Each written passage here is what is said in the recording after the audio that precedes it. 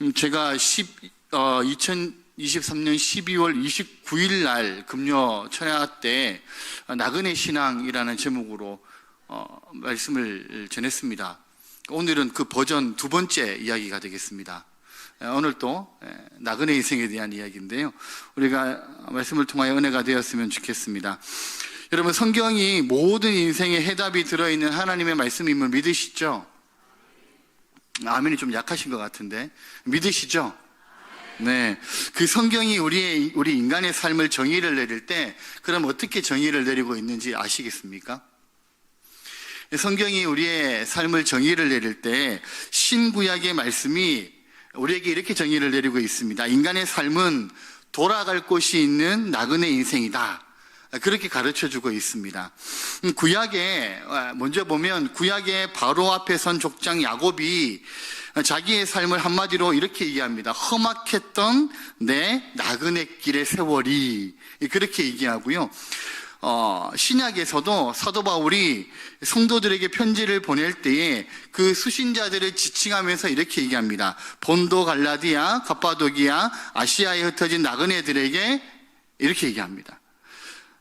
그러니까 우리가 읽은 그 성경은 우리에게 인간의 삶의 정의를 나그네 삶이다, 그렇게 정의를 내리고 있다는 것이죠. 우리가 읽은 오늘의 말씀에도 보면 이렇게 말씀합니다. 믿음의 사람들은 한결같이 땅에서 자기를 외국인과 나그네로 증언했다. 히브리 쪽으로 우리가 조금 전에 읽었던 히브리서의 말씀이 그것을 우리에게 나타내고 있다는 것이죠. 그렇다면 그리스도인들은 지상에 살지만 사실은 천상을 향해 가는 지상의 나그네들이라는 말입니다.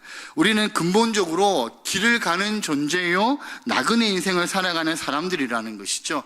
신학자들이 이렇게 얘기를 합니다. 우리는 이중국적, 그리스도인들은 이중국적을 가지고 살아가는 사람들이다라고 주장을 하는데, 하나님의 말씀을 읽어보면 성경에서는 꼭 그것이 맞다라고만은 얘기하지 않는다라는 것이죠. 오늘 우리가 읽었던 본문 빌립보서 3장 20절에 보면 이렇게 얘기합니다. 우리의 시민권은 하늘에 있는지라. 네. 여러분, 이 명쾌하게 우리에게 말씀하잖아요. 우리의 시민권은 어디에 있는 사람들이라고요? 하늘에 있다라는 거예요. 그러면 우리의 시민권이 하늘에 있다면 이 땅에서 살아가는 우리는 어떤 사람들이라는 겁니까? 나그네요, 외국인이라 라고 표현을 하고 있다라는 겁니다. 그럼 문제는 무엇입니까? 오늘날 이 천국 시민권자들이 이 땅에서 시민권을 가졌다라고 때로는 자랑도 하고 때로는 뿌듯해하면서 스스로가 나그네 인생이라는 것을 잊어버린다는 것이죠. 그리고 인정하지 않으려고 한다는 것입니다. 한마디로 말하면 그리스도인들조차도 나그네 의식이 없는 것, 그것이 문제다라고 얘기를 하고 있다는 것이죠. 그러면 나그네 의식이라는 것이 무엇일까요? 지금 우리가 살고 있는 이 세상은 타지다. 그러니까 이 속에서의 내 삶은 그냥 길 가는 듯이 지나가는 삶이다라는 것이 나그네 삶에 대한 의식이라는 겁니다. 말하자면 세상 속에서 살아가는 삶을 두고 동질감을 느끼는 것보다는 이질감을 느끼는 것이 나그네 삶이라는 것이죠. 여러분, 성경이 한결같이 자기의 백성들에게 요구하시는 하나님의 삶의 방식이 바로 이런 나그네 삶의 방식이라는 거예요. 한번 보실까요? 믿음의 조상 아브라함은 갈대아 우르에 살았습니다. 우르는 당시에 인류 최초의 문명이던 수메르 문명, 메소포타미아 문명의 중심 도시였고요. 당대 세계 최고의 도시였다라고 얘기할 수 있습니다. 오늘로 얘기하면 미국의 뉴욕 정도? 네. 서울이 더 좋은가요? 네. 서울로 하겠습니다. 네. 서울 정도? 네. 그렇게 해당될 정도의 굉장히 최고의 도시였다라는 거예요. 그 메소포타미아에서 우르는 거기다가 유브라데 강 연안에 있는 항구 도시였기 때문에 이미 그 당시에 세상에서 가장 오래된 법전이 있을 정도의 매우 체계화되어져 있는 사회였다라는 겁니다. 그러니까 경제적으로 번영하였고 그리고 온갖 귀금속이 많았던 향락의 도시, 화려한 도시가 바로 이 우르였습니다. 그런데 하나님께서 아브라함에게 그곳은 네가 살 곳이 아니야. 그러니까 내가 지시하는 대로 너 본토를 떠나서 가라고 말씀하시죠. 그리고 그 말씀에 아브라함은 하나님의 즉각적인 명령을 따릅니다. 그의 조카인 롯과 그 그들도 한번 볼까요? 그러니까 하나님께서 이 아브라함에게 우르에서 떠나라 라고 말씀하시는 것, 나그네로서의 살아가라고 말씀하시는 것이고요. 또 롯은 어떻습니까? 그의 조카인 롯과 식구들을 한번 보면 소돔과 고모라는 청동기 시대의 인류의 대표적인 도시였습니다. 향락과 음란의 대표적인 도시였고 그 도시에서 롯과 그 식구들은 어쩌면 잘 살아갔습니다. 근데 하나님께서 롯에게 뭐라고 말씀하십니까? 내가 그 도시를 멸망시킬 거야. 그러니까 너는 가족들과 함께 빨리 피해. 그렇게 말씀하죠. 근데 피하는 과정 가운데 그 도시에 미련을 두었던 아내가 뒤를 돌아보게 되고 결국엔 어떻게 됩니까? 그의 인생이 끝나버리는 것이죠. 하나님께서 이런 도시들을 향하여 쓰시는 용어가 뭐냐 하면 구약에서 한결같은 용어를 사용하시는데 가증한 것, 이렇게 말씀을 하고 계신다라는 거예요. 그런 도시는 가증한 도시, 그런 삶을 살아가는 사람들은 가증한 자들, 그리고 그런 곳은 가증한 곳입니다. 자, 이스라엘 백성들 한번 볼까요? 이스라엘 백성들이 애굽에 갔을 때 너무 풍요롭고 번영한 나라가 되니까요.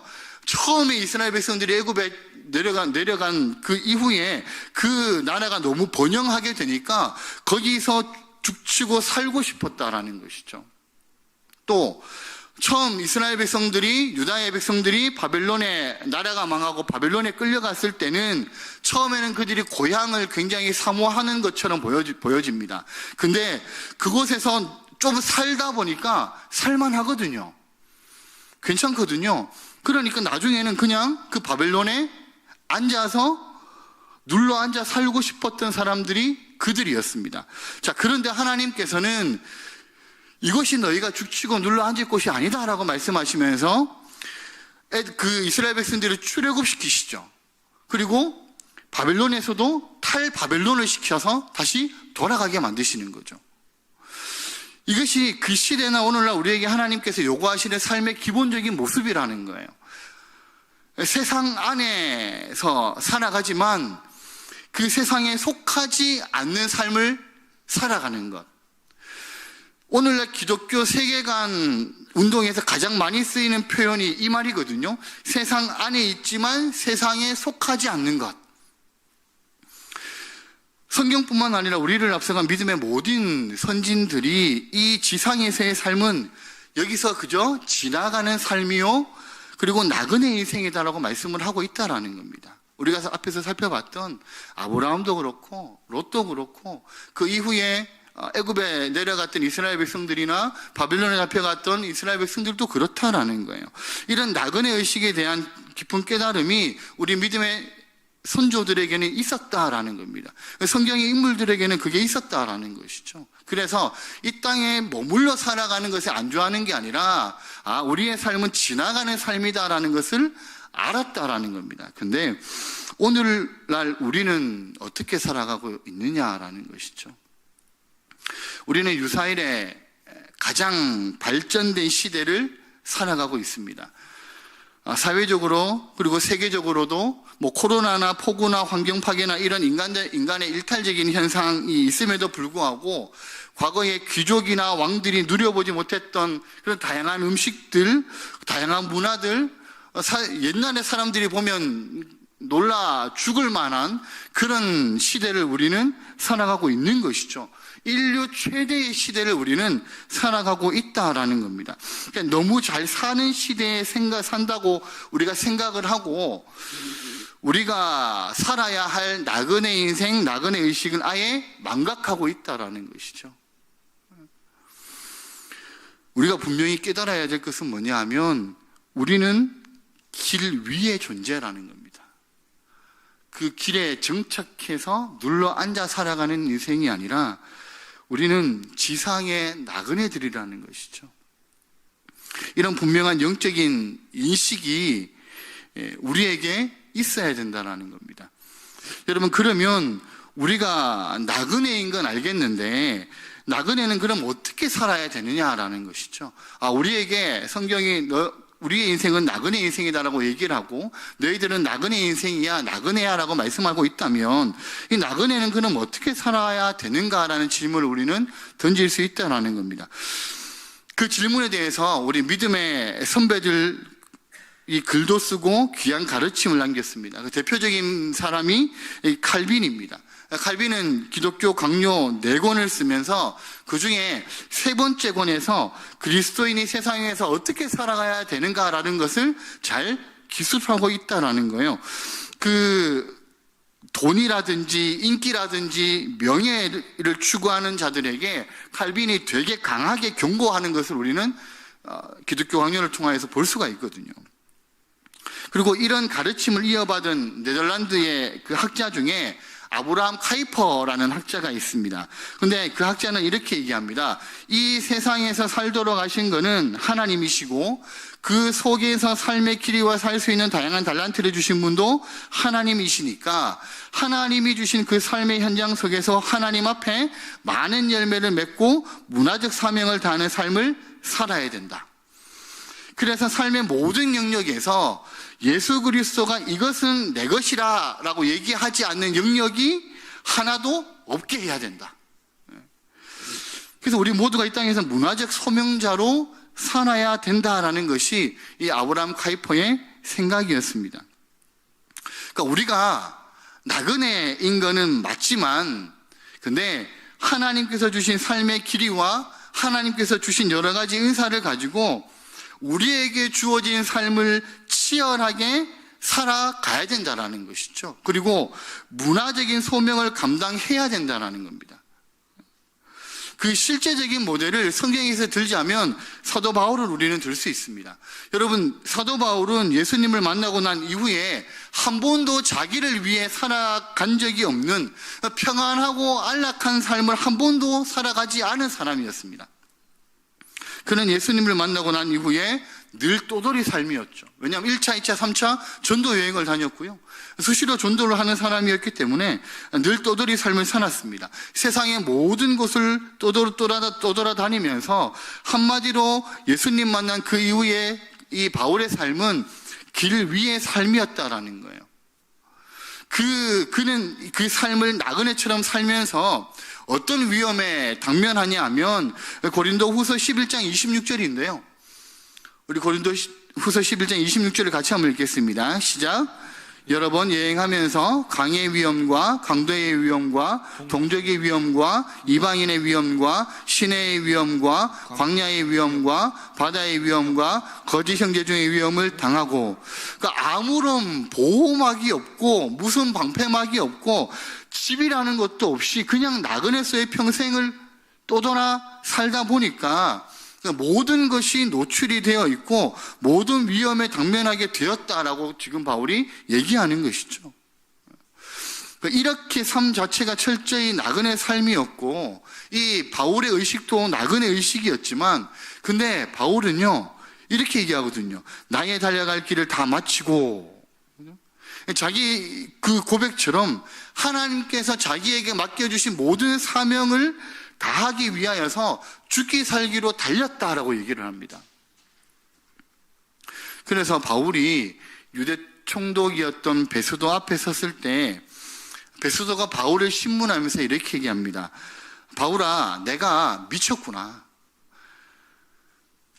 이 베스도가 생각할 때는, 이 합리적이고 똑똑한 정치가 행정가가 생각할 때는 왜 바울을 두고 미쳤다라고 하는 거냐 하면 이 자기의 이성과 자기의 경험을 통해서요, 이 바울을 볼 때 이 바울은 세상의 모든 것들을 다 갖춘 사람이었거든요. 그 받기 어렵다라고 얘기하는 로마의 시민권을 가지고 태어난 사람이었고, 또 지금 우리로 얘기하면 서울대학교보다 훨씬 더 뛰어나다고 얘기할 수 있는 유대의 가말리엘의 최고의 문화에서 공부한 사람이었고, 말도 잘했고요, 집안도 좋은 사람이었어요. 그러니까 이 베스도가 볼 때는 바울은 사실은 모든 것들을 다 갖춘 사람이었다라는 겁니다. 근데 왜 예수를 전한다고 그 생명을 걸고 다니냐라는 거죠. 그런 바울이 이해가 되지 않아서 바울은 네가 미쳤다라고 얘기를 하는 거죠. 일반 사람들이 볼 때는 정말 바울이 미친 것처럼 보이는 것이죠. 그 말을 바꾸어 보면 바울이 편안하게 사는 것이 아니라 나그네로 살면서도 자기 일에 생명을 다해서 살았다라는 겁니다. 여러분, 우리가 나그네인데 나그네가 이 땅에서 어떻게 살아야 되냐? 그냥 우리가 나그네이기 때문에 우리는 길 위에 지나가는 인생이기 때문에 그냥 대충 살아가면 되겠지라고 생각하면 안 된다라는 것이죠. 그저 우리는 나그네이기 때문에 적당하게 살다가 끝나면 되겠지, 그게 아니라는 겁니다. 여러분, 우리는 더 왜 그런 인생을 살아가면 안 되냐 하면, 특별히 우리가 지금 가지고 있는 이 생명은 하나님이 주신 생명인 동시에 예수 그리스도의 핏값으로 얻은 새 생명이기 때문이에요. 여러분, 그렇기 때문에 우리가 이 생명을 가지고요, 그저 대충 이 땅에서 살아가서는 안 된다라는 겁니다. 그저 욕망을 떠나서 살면서 우리의 귀한 생명을 허비할 수 없다라는 것이죠. 나를 창조하신 하나님의 목적과 의미가 뜻이 있기 때문에 그걸 알면서, 그걸 알아가지고 땅 위에 살면서 하나님이 주신 건강과 생명과 에너지와 하나님이 주신 많은 달란트를 가지고 열심히 살아야 된다는 거예요. 그렇게 살면서 하나님 앞에서 열매 맺는 삶을 우리는 살아야 된다는 것이죠. 여러분, 왜 그렇습니까? 하나님께서 우리에게 달란트 비유를 주셨잖아요. 이 달란트 비유를 주신 말씀의 핵심은 이거죠. 모든 사람은 달란트를 작든 크든 가지고 있다. 두 번째로 그 달란트는 사장하면 안 되고 반드시 열심히 일해가지고 남겨야 된다. 그리고 마지막으로 그 달란트를 주신 분은 언젠가는 반드시 다시 온다. 그리고 철저하게 얼마를 남겼는지를 계산하실 것이다. 달란트 비유가 우리에게 말씀하고 있는 게 그것이거든요.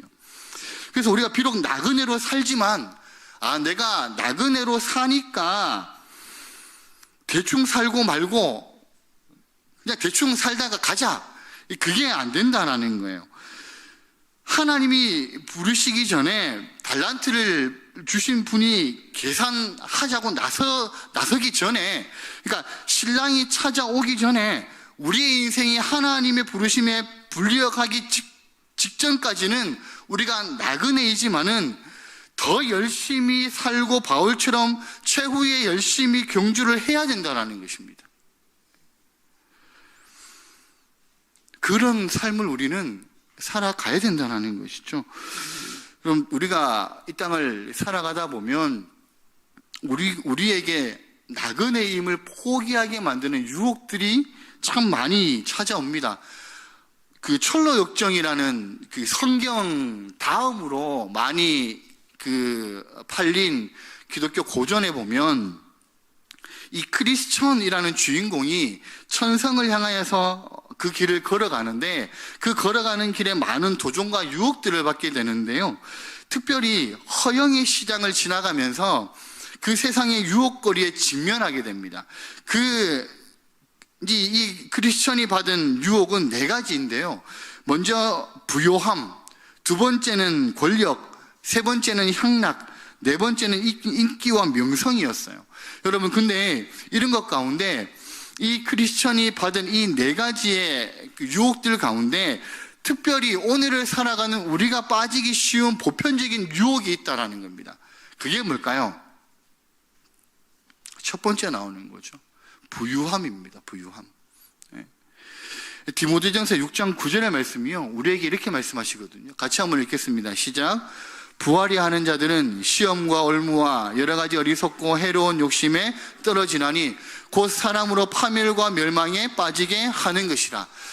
뭐라고 말씀하세요? 부하려 하는 자들, 다시 말하면 부하고 싶어 하는 자들은 시험에 빠지고 올무에 빠지고 여러 가지 어리석고 해로운 욕심에 떨어진다. 그렇게 우리에게 분명히 경고하고 있다라는 거예요. 그러면 어리석고 해로운 욕심이 뭘까요?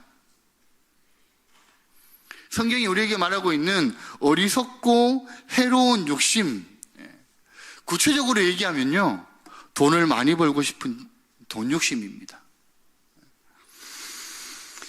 여러분, 하나님을 믿지 않는 사람들은 우리가 흔히 얘기할 때 돈을 숭배하는 배금주의에 빠진다라고 얘기를 하죠. 그러면 우리 그리스도인들은 자유할까요? 거기에서 우리는 자유할까요? 우리는 적어도 하나님을 섬기는 사람들이기 때문에 돈을 숭배하지는 않을 겁니다. 하지만 돈을 사랑하는 애금주의에는 빠질 수가 있다라는 것이죠. 그러면 배금주의는 문제가 되고 애금주의는 문제가 안 되느냐?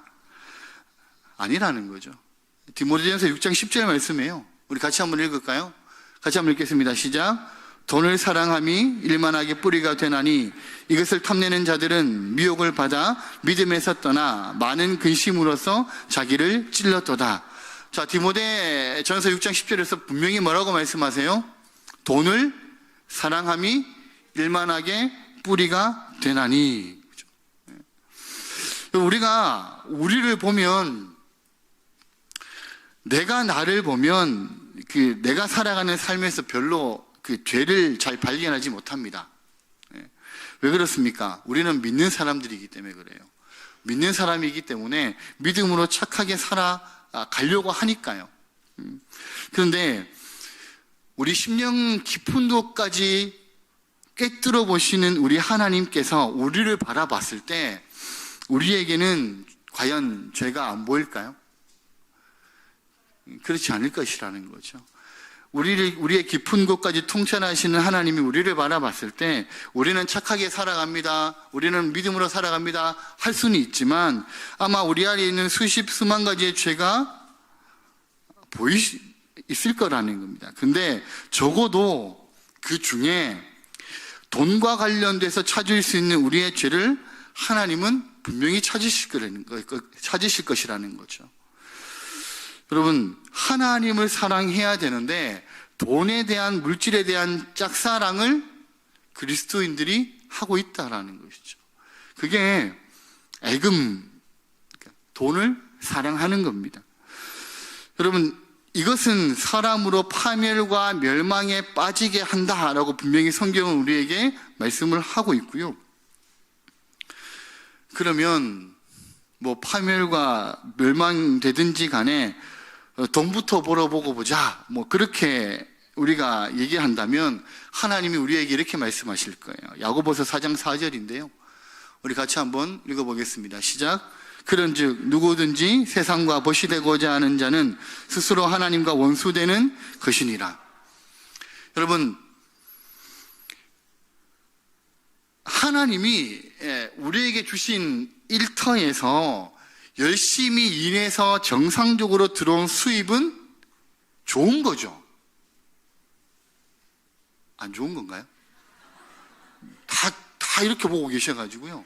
좋은 거죠? 그죠? 네. 이건 안 좋은 거 아닙니다. 좋은 겁니다. 네. 하나님께서 우리가 이 땅에 살아가면서 하나님이 우리에게 복을 주실 때가 있잖아요. 그러니까 그 복을 통하여서 우리가 유복하게 되는 것은 그건 나쁜 게 아니에요. 제가 앞에서 돈을 사랑함이 일만하게 뿌리다라고 얘기하고 부유하면 안 된다 이런 식으로 얘기를 했다고 그래가지고요. 그 돈을 우리가 이렇게 좀 잘 살면 안 되는 건가? 우리가 돈을 많이 벌면 그게 죄인가? 그렇게 생각하실 수 있는데 그게 아니라는 거예요. 네. 그러니까 하나님께서 우리에게 주신 일터에서 우리가 정직하게 정상으로 벌어들이는 수입은 그건 좋은 거죠. 그리고 하나님이 우리가 이 땅에 살아가면서 때때로 우리에게 복을 주실 때가 있잖아요. 그 복을 통하여 우리가 유복하게 되는 건 하나님이 주시는 복을 받고 사는 거는 괜찮은 거죠. 그런데 앞에 성경이 우리에게 말씀한 건 뭐냐 하면 우리가 세상 사람들처럼 이것을 너무 사랑해가지고요, 그 물질과 돈을 너무 사랑해가지고 어떻게 하든지 더 구하고 싶은 욕망에 빠지는 걸 얘기하는 겁니다. 어떻게 하든지 우리의 눈에 탐욕의 비늘이 벗겨지지 않아서 거기에 더 몰두하고 그걸 더 사랑하고 다른 잘못된 방법으로 그 재물들을 더 가지려고 하는 것을 얘기하는 거죠. 정상적으로 우리가 하나님이 주신 일터에서 정직하게 벌어들이는 것, 그건 절대 나쁜 게 아니라는 겁니다. 그건 맞는 거라는 것이죠. 지금 성경이 우리에게 말씀하시는 건요, 우리가 나그네 인생을 살아가는데 정상적으로 하나님이 주신 복 안에서 살아가는 것은 괜찮다라는 거예요. 근데 그 범위를 벗어나고 그 선을 넘어서 돈을 우리가 사랑하게 되는 걸 얘기하는 거죠. 하나님 사랑해야 되는데 하나님보다 짝사랑하는 겁니다. 돈을, 물질을 더 거기에 탐욕의 비늘이 씌워져서 영적인 것들을 전혀 구분하지 못하고 거기에 매달려서 살아가는 인생을 얘기하는 것이죠. 여러분, 그런 사람들은 믿음의 아름다운 경주를 하지 못하고요, 계속 한눈을 팔게 되더라는 겁니다. 그러다가 어떻게 돼요? 결국 거기에 주저앉게 된다는 거죠.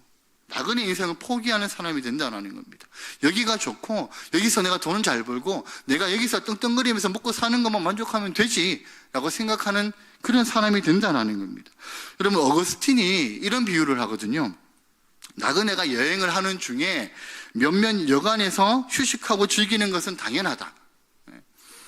우리가 나그네로서 따뜻한 가정 속에서 커피도 마시고 드라마도 보고 취미 활동도 하고, 그죠? 가족들하고 좋은 시간들 가지고 그런 것들은 좋은 거라는 거예요. 그건 우리의 나그네 인생을 살아가는 중간에 우리에게 주어진 여관과 같은, 여관이라고 얘기하면 잘 못 알아듣는 분들이 계시기 때문에, 호텔과 같은,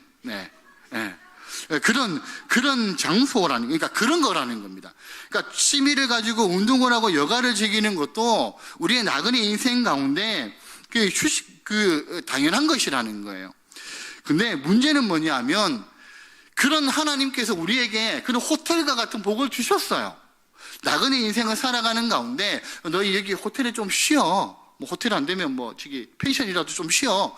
그렇게 우리에게 복을 주셨어요. 근데 그거는 가능하다라는 거죠. 그건 문제가 없는 겁니다. 근데 그 호텔에 축 치고 앉아 있는 거예요. 하나님, 내가 여기 들어와 보니까 저 이제 여행 안 할랍니다. 여기가 이렇게 좋은데 저는 여기서 그냥 살랍니다. 그러면서 아예 하나님이 우리에게 요구하시는 여행을 포기해버리는 거죠. 그러니까 그게 아니라는 거예요. 그 호텔을 나의 영원한 집이라고 생각을 하고 착각하면서 그 나그네 길의 순례를 중단하면 안 된다라는 거죠. 그걸 어거스틴이 우리에게 얘기하고 있거든요. 그럼 덴마크 철학자 중에 키에르 케고르라는 사람이 있는데요. 이 사람이 이야기한 것 중에 이런 이야기가 있습니다. 북유럽의 노르웨이 혹시 가보셨습니까? 노르웨이 못 가보셨습니까? 저도 아직 못 가봤는데요. 가고 싶은 나라 중에 한 군데이긴 한데, 그 노르웨이에서 들오리들이 있잖아요. 그러니까 들오리들이 겨울이 되면 따뜻한 남쪽 지중해로 가기 위해서요, 진짜 수만 마리가 비행을 한다 그래요. 근데 늦가을이 오고 초겨울이 다가오자 이 노르웨이의 들오리 떼들이 이제 남쪽으로 비행을 하고 가는데, 가는 길에 어디가 나오냐 하면 네덜란드가 나옵니다. 네덜란드 가보셨습니까? 못 가보셨습니까? 저도 못 가봤습니다. 이 네덜란드 상공을 지나가게 되는데요, 그 들오리 중에 한 마리가 이 네덜란드를 내려다 보니까 거기가 너무 좋아 보이는 거예요. 푸른 초원도 있고 아름다운 호수도 있고, 그 네덜란드를 상징하는 꽃이 튤립이잖아요. 모르시는군요. 튤립도 있고 아름다운 꽃들이 가득 피어져 있으니까, 내가 날아가는 중에 저기 잠깐 가가지고 저기서 조금 놀아볼까? 그 밑에 보니까 자기하고 비슷하게 생긴 그 오리들도 있거든요. 그래서 한 마리가 이 드로리 한 마리가 비행을 하다가 그 일행에서 떠나가지고요, 그 땅으로 네덜란드로 내려가서 앉습니다. 이게 다른 나라에서 이제 친구가 온 거잖아요. 친구가 왔다고 이 네덜란드에 있는 오리들이 엄청나게 환영을 하면서 막 좋은 곳들은 다 데리고 다니는 거예요. 좋은 것도 막 먹이고 이러니까 이 드로리가 거기에 이제 심취한 거죠. 근데 이제 저녁이 되고 다시 날아가야 되는데, 이제 같이 있는 친구들이 야, 지금 네 가봤자 늦었으니까 그러지 말고 여기서 혼자 그 청승맞게 혼자 날아가지 말고 여기서 우리랑 즐겁게 재밌게 놀고 먹고 마시고 즐기다가 나중에 봄이 되면 다시 너희 가족들이 남쪽에서 노르웨이로 날아갈 게 아니냐. 그때 네가 다시 휙 하고 올라가면 그러면 되지 않느냐. 그러니까 그때까지 우리하고 여기서 놀고 먹자. 그렇게 유혹하는 거예요. 그러니까 저 같으면 그 유혹이 안 빠지죠. 네. 안 돼, 날아가야 돼, 이렇게 쓸 건데 이 드로리는 조금 미련했던 것 같아요. 그래서 생각해보니까 이게 맞는 것 같거든요. 그래서 그러면 내가 여기서 조금만 더 지내다가 다음에 갈게. 그러면서 있다 보니까요, 꽃밭을 갖고 있는 주인들이 먹을 것도 막 건네주고, 거기서 이 친구들하고 재밌게 잘 놀았습니다. 그리고 겨울이 지나서 이제 따뜻한 봄이 이제 돌아오니까 남쪽으로 갔던 들오리떼들이 다시 푸른 창공을 쫙 날아가지고 다시 이제 고향으로 돌아가는 날개짓을 하고 가고 있는 거예요. 이 땅에서 이제 들오리가 하늘을 보니까 자기 이제 가족들과 친척들이 다 날아가거든요. 그러니까 내가 이제 따라가야 되겠다 싶어서 날개짓을 막 합니다. 근데 날지를 못하는 거예요. 왜냐하면 너무 많이 먹어가지고 살이 쪄가지고요, 날 수가 없는 겁니다. 아무리 날아가려고 해도 날아가다가 툭 떨어지고 하니까 그 옆에 있는 또 그 친구들이 뭐라고 얘기하냐면, 야, 니 지금 안 되겠다, 못 난다, 여기서 다이어트 좀 하고 운동 좀 해서 다음에 좀 남쪽으로 날아갈 때 그때 네가 날아가서 합류하면 되지 않냐. 그래서 어차피 지금 못 날아가니까 내가 좀 그 다이어트하고 다시 이 운동 좀 해가지고 날개짓을 할 수 있을 정도로 바뀌어서 따라가야지라고 했지만, 이 드로리는요, 해마다 자기 그 가족들과 친구들이 푸른 창공을 누비면서 아름답게 남쪽에서 북쪽으로 날아가는 그것만 쳐다보는 영원한 지보리가 되었다라는 얘기를 이 케오르케오고르는 하거든요. 여러분, 이게 영적인 의미가 있다라는 거예요.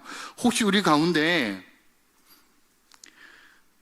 나그네로 하나님을 바라보고 사는 게 아니라 이 땅 위에서 왕국을 만들고 진치고 살고 싶어서 그제 세상의 죄악의 진창길에 푹 빠져가지고요, 여간에 죽치고 앉아서 그냥 여기서 살겠습니다라고 얘기하는 그런 모습이 우리에게는 없느냐라는 겁니다. 드로리처럼 분명히 날아가야 되는데 날아가지 못하고 그냥 하늘만 바라보고 있는 그런 드로리와 같은 모습이 우리에게는 없느냐라는 것이죠. 여러분, 그래서 드로리처럼 이 아름다운 순례의 길을 포기하는 그런 어리석은 사람이 되지 말고요, 더 하나님 앞에서 신앙의 경주를 달려나갈 수 있는 그런 모습이 되어야 된다는 겁니다. 여러분, 마지막으로 나그네는요, 돌아갈 곳이 있습니다. 히브리서 11장 16절 말씀인데요, 우리 같이 한번 읽어보겠습니다. 시작. 그들이 이제는 더 나은 본향을 사모하니 곧 하늘에 있는 것이라. 그런 이름으로 하나님이 그들의 하나님이라 일컬음 받으심을 부끄러워하지 아니하시고 그들을 위하여 한 성을 예비하셨느니라. 여러분, 우리 모든 그리스도인들은 나그네이기 때문에 본향을 사모해야 된다는 겁니다. 우리에게는요, 돌아갈 곳이 있어요. 여러분, 나그네가 돌아갈 곳이 있어야 나그네지, 돌아갈 곳이 없으면 나그네가 아니죠. 우리는 본향이 있다라는 겁니다.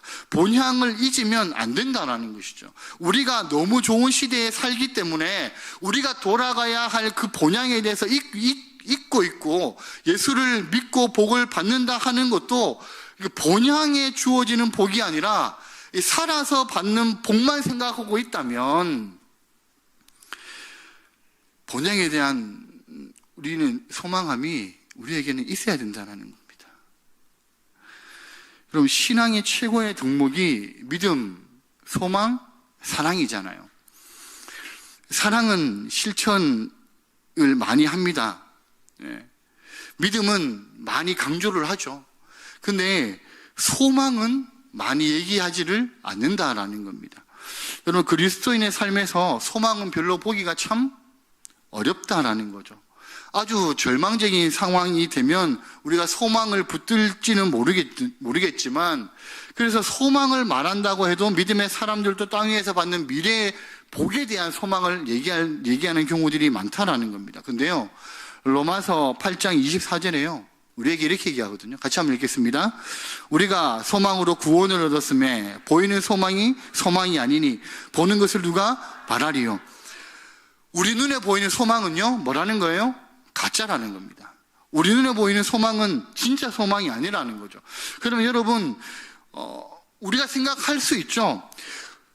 천국이 하나님 나라가 보이지도 않는데 잡히는 게 없는데 우리가 어떻게 소망하냐?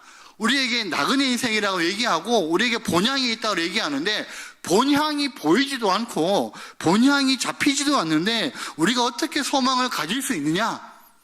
물어볼 수 있죠. 그러면 우리에게요, 믿는다라는 건 무슨 뜻일까요?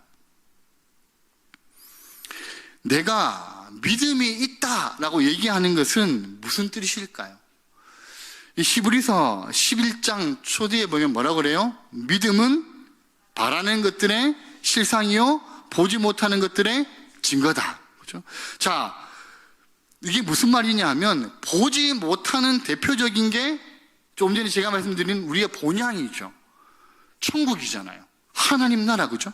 천국에 대한 소망이 뭐냐 하면 그것을 통하여서 뭐가 드러난다라는 거예요? 믿음이 있고 없고가 드러난다라는 거예요. 왜냐하면 믿음이란 게 뭐냐 하면 보지 못하는 것들을 믿는 것, 그게 믿음이잖아요. 땅 위에서 복 받는 것에 만족하는 게 믿음이 아니라 보지 못하는 것, 곧 우리 눈에는 보이지 않는 우리의 본향을 소망하는 것, 그것이 믿음이라는 겁니다. 여러분, 그렇기 때문에 우리는요, 본향에 대한 소망을 회복해야 된다는 것이죠. 그 소망을 갖는다면 이 땅에서 벌어지는 우리의 일에, 우리의 일상에 어떤 일이 생긴다 할지라도 거기에 일희일비하지 않을 수 있다라는 겁니다. 땅의 것에 매여서 죽느니 사느니 하지 않을 수 있다라는 거죠. 왜 그렇습니까? 우리의 소망이 천국에 있기 때문입니다. 천국의 소망을 가지고 세상의 문제에는 영적인 초연함을 갖는 그런 모습이 나그네 인생의 삶이라는 것이죠. 그것이 하나님이 우리에게 원하시는 믿음의 삶이기도 합니다. 여러분, 하나님을 떠난 인류는 실향민입니다. 고향을 잃어버린 사람들이죠. 하나님께로 돌아가야 진정한 귀향이 되는 것이죠. 우리가 이 땅에서 나그네 삶을 살아가는 것이 그냥 우리는 떠돌이 나그네가 아니라 천국을 향해 가는 순례자임을 기억하시면서 그 순례의 길을 하나님 앞에서 온전히 그리고 열심히 걸어가시는 우리 모든 성도님들의 삶이 되시기를 예수님 이름으로 축복합니다.